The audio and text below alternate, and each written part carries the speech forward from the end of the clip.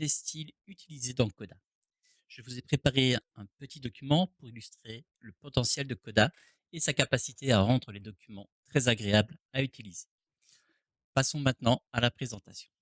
Je vous ai donc préparé un document. Ici, c'est une to-do list qui fonctionne très bien en soi, mais n'a aucun style particulier, hormis l'utilisation d'un petit bouton classique, ce qui n'est pas très très chouette en soi, visuellement parlant, et d'une petite adaptation sur les couleurs du texte pour la date en question.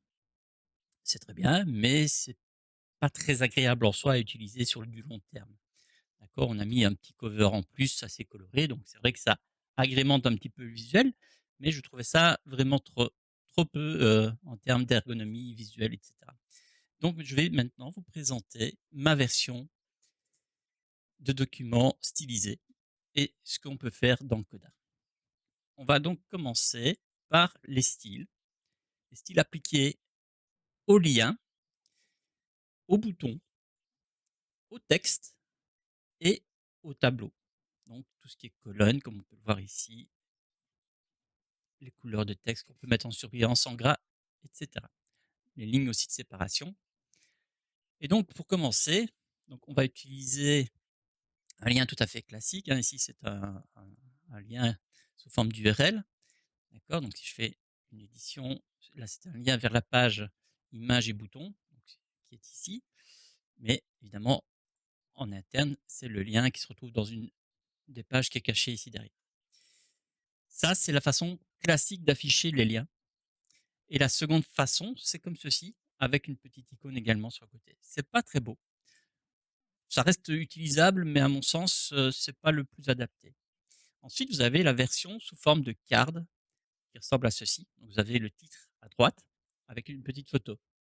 C'est déjà plus agréable, on voit tout de suite de quoi ça parle et c'est vrai que visuellement, ben, ça prend un peu trop de place par contre. Autre possibilité, c'est la même chose que les liens ici, sauf que ici, on utilise une emoji qu'on vient coller juste avant, donc ici, hein, avant le texte. Et du coup, ça fait vraiment un effet un petit peu ben, menu, quoi. C'est ça qui est intéressant. Et donc, vous pouvez les additionner sur la largeur, comme j'ai fait sur ma page dashboard ici. Donc, voilà à quoi ça ressemble. Donc, sur la page d'archives des comptes, les abonnements et la gestion des comptes. Vous voyez tout de suite que ça donne un style vraiment plus propre et plus visuel. Donc, on sait directement vers quoi on va et c'est assez agréable à utiliser. Pareil, il ne faut pas hésiter aussi à utiliser, les chartes graphiques comme les Word, Count et cetera, les chartes pour rendre vos documents plus agréables. Ça fait partie du côté qu'on peut, modifier et permettre à l'utilisateur de voir plus facilement l'information. On revient à la page. Donc ça, ce sont tous les liens. Donc c'est assez simple pour les liens, il n'y a pas grand-chose en soi, mais on a aussi la possibilité d'utiliser des liens au travers de boutons, comme ici. Donc le bouton classique, comme je vous l'ai déjà montré dans l'autre vidéo, quand vous faites une insertion bouton, voilà à quoi ressemble normalement un bouton standard. D'accord, on voit bien, c'est pas très beau. Ok, il y a une petite icône, ça permet de comprendre assez vite ce que le bouton fait, mais à mon sens, c'est pas très beau. Donc moi, j'ai transformé ces boutons pour obtenir plusieurs résultats. Alors, on a un résultat ici où le texte est souligné, donc il est mis en évidence, avec une petite étiquette, donc une image. Comment est-ce que j'ai fait cela?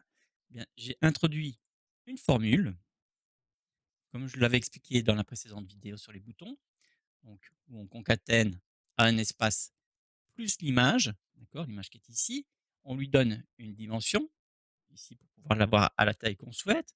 Ensuite, on va à la ligne, pareil, on fait un petit espace et on met highlight, désolé pour l'accent anglais, et puis le texte qu'on veut mettre en évidence. D'accord? Et on obtient ce résultat-ci. Ça, c'est la première façon de faire. La deuxième façon est un petit peu plus complexe, mais elle permet de mettre les choses encore plus en évidence. Pourquoi?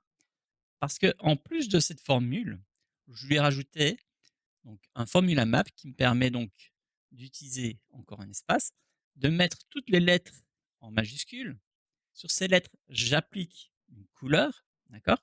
Et en plus de ça, je les mets en évidence en les mettant en gras. Donc on obtient un bouton sur lequel on sait exactement à quoi il va servir. Voilà, donc ça c'est pour la partie bouton. Également, comme je vous l'ai dit précédemment, on a les lignes de séparation. Il y a plusieurs modèles. Donc ici, il y en a 2, mais il y en a d'autres, hein. Donc je vais aller à la ligne. Alors, hop, s'il veut bien me permettre d'aller à la ligne. Hop, voilà. Donc on fait slash séparateur, voilà. Et vous avez toute la liste des lignes que vous pouvez utiliser. D'accord? Donc il y en a quand même pas mal et il y a de quoi s'amuser avec ce qu'on a ici, hein. Donc on peut rajouter celle-ci, comme ça vous voyez à quoi ça correspond. Ça peut être assez pratique. Pour les textes, bah, c'est un peu classique, hein, c'est du surlignement, de la mise en évidence en changeant la couleur du texte. Donc quand vous soulignez le texte comme j'ai fait ici, donc là vous pouvez mettre la couleur que vous voulez, donc le vert, et cetera. Et si vous ne voulez plus de cette couleur, il suffit de recliquer sur la couleur en question et le texte revient à son état initial. Pareil pour les autres textes. Ici, j'ai changé, au lieu de mettre les lettres en couleur, je les soulignais, enfin surligné, excusez-moi, donc en vert. Et pour le dernier, c'est la même chose, sauf que là, bah, je l'ai mis en gras derrière. Donc ça permet de voir vraiment un texte qui a besoin d'être mis en évidence, par exemple. Pour les tableaux, alors ici, c'est aussi une façon de travailler un peu particulière. Donc je vais découper déjà ceci. Comme ça, vous voyez à quoi ça correspond normalement. Le tableau donc est composé ici de plusieurs colonnes. Et ces colonnes ont chacune normalement un texte qui est en noir, sans couleur, sans mise en forme, etc. Donc qu'est-ce que j'ai fait pour pouvoir obtenir ce résultat? Eh bien, j'ai créé des, lookups de ces tables-ci, d'accord? Donc les 2 tables qui sont ici en dessous, auxquelles j'ai attribué des couleurs. Comment est-ce que j'ai fait ça? Tout simplement en rajoutant une colonne qui est cachée ici, qui s'appelle row ID. Pourquoi est-ce que j'ai besoin de row ID? Parce que grâce aux numéros qui sont utilisés, je peux de mon côté ensuite utiliser dans le conditional format une colorisation spécifique, comme celle-ci. Je pourrais très bien mettre ça, ou celle-ci, ou celle-là, peu importe. Ça, c'est les goûts et les couleurs. Vous mettez ce que vous voulez, ça fonctionnera très bien. Ensuite, une fois que j'ai attribué la couleur, bah, il a fallu également, pardon, j'ai fermé un peu vite, lui donner une couleur au texte. Parce que le laisser en noir, c'est bien, mais c'est pas terrible. Donc, qu'est-ce qu'on fait? Eh bien, on attribue à toutes les colonnes un fond blanc pour le texte. Donc, comment j'ai fait ça? Donc, je vais dans Custom, dans Texte, et je sélectionne la couleur du texte que je veux. Donc après, si vous voulez mettre autre chose que blanc, vous mettez ce que vous voulez, hein. Vous pouvez très bien mettre du noir si vous voulez, ça c'est à vous de voir. On peut très bien mettre du rouge et ainsi de suite. Moi, je trouvais que le blanc ressortait mieux et donnait un côté un peu plus chaleureux à la couleur aussi. Donc voilà. Et comme j'ai donné une couleur au texte dans chaque colonne, donc j'ai fait un lookup ensuite sur ces deux tableaux. Et donc le lookup de name, eh bien, on retrouve donc le nom en question de name, donc Titi, Tutu, etc. Vous voyez bien qu'ils sont affichés ici, en plus sous forme de petites bulles, comme ça, c'est bien sympa. Moi, je trouve que ça donne un style assez allégé mais coloré, et ça permet d'identifier assez vite l'information. Pareil pour le poste, etc. Mais en plus de ça, qu'est-ce que j'ai fait? Eh bien, j'ai donné aussi d'autres options. Pour les dates, on peut voir qu'il y a des dates qui sont en d'autres couleurs. Et si je sélectionne celles qui sont, à date en question, eh bien, elles deviennent noires. Pourquoi? Parce que j'ai attribué un filtre aussi. Un filtre sur mon color format qui dit que si la due date est inférieure à aujourd'hui et que la colonne done est différente de true, donc de vrai, eh bien, dans ce cas, je lui attribue une couleur, tout simplement. Très pratique pour mettre les choses en évidence et pour bien voir les dates, etc. C'est vraiment pratique. Deuxième étape, pour mettre en valeur les documents, bah, c'est les images. Et voilà, tout simplement, ce qu'on peut faire, c'est un peu comme un site web.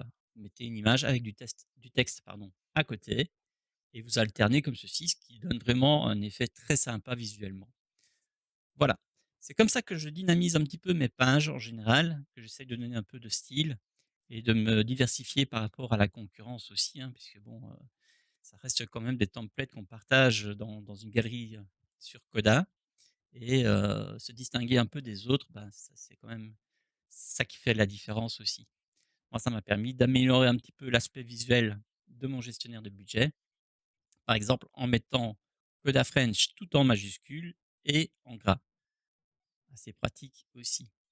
Autre étape où j'ai un peu modifié, pareil pour le bouton réinitialisation des tables, qui était écrit normalement à la base et j'estimais que pour mettre plus en alerte les personnes face au risque de tout effacer, eh bien, ça me semblait évident de le mettre en majuscule également. De même, si je vais sur le bouton retour aux 2 pages pour bien montrer, pardon, bien mettre en évidence, je voulais dire, bah, je l'ai mis en majuscule et j'ai ajouté une petite flèche à la droite du texte. Voilà. Si cette vidéo vous a plu, je vous invite à laisser un petit like, un commentaire et pour ceux qui ne sont pas encore abonnés, n'hésitez pas à vous abonner et j'espère à bientôt.